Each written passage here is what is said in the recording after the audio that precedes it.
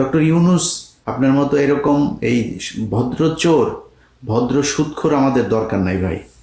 আপনি এই দেশটারে, এই বিপ্লবটারে ড্যাশ মাইরা তারপরে ছেড়ে দিয়েছেন। এভাবেই এবার ইউনূসের সব থেকে বড় ভক্ত এবং বাংলাদেশ বিরোধী ও স্বঘোষিত রাজাকার ইলিয়াসের সমালোচনায় অবৈধ ইউনূস।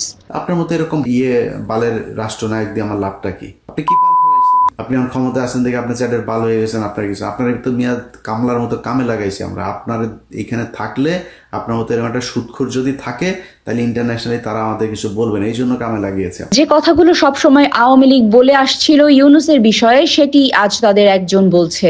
আপনি এই দেশের জন্য জীবনে কোনদিন কিছু করছেন নাকি? আপনি ওইখানকার বাল ঘুরেন, খালি সারা দুনিয়ায় গার্লফ্রেন্ড আর মদ নিয়ে ঘুরেন, দেশের কোনো কাজ করছেন? আপনি জীবনে কোনোদিন আজ পর্যন্ত কাজ করেছেন কোনো কিছু? এখন সুযোগ পেয়েছেন, লুটপাট করে খাচ্ছেন।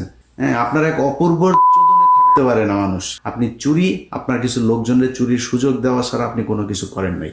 ইলিয়াস তার মামলা এই অবৈধ ইউনূসের আমলে না বাতিল করার বিষয়টিও তুলে ধরে। আমার পরিবারের লোকজনের সরকারি চাকরি গিয়েছে, সে চাকরি ফেরত পেয়েছে কিনা খোঁজ নিয়েছেন? এখন পর্যন্ত জেনেছেন? মামলা পর্যন্ত সরান নাই। মূলত সম্প্রতি ইউনূস ও তার সফর সঙ্গী এনসিপি নেতাদের বিরুদ্ধে মুক্তিযুদ্ধের পক্ষের শক্তিরা যুক্তরাষ্ট্রের জেএফকে এয়ারপোর্টে প্রতিবাদ ও প্রতিরোধ করে। এনসিপি জঙ্গিদের আওয়ামী লীগের নেতা কর্মীদের কাছ থেকে রক্ষা করতে না পারায় এবং ইলিয়াসদের মতো বাংলাদেশ বিরোধী পাকিস্তানপন্থী রাজাকারদের আরও বেশি আর্থিক সুবিধা না দেয়ায় এমন ক্ষোভ ঝাড়ে ইলিয়াস। আপনাদেরকে ছাড়া দিব মনে করছেন? এইসব জেদ মনের ভিতরে। Desk report, বিবাংলা.net।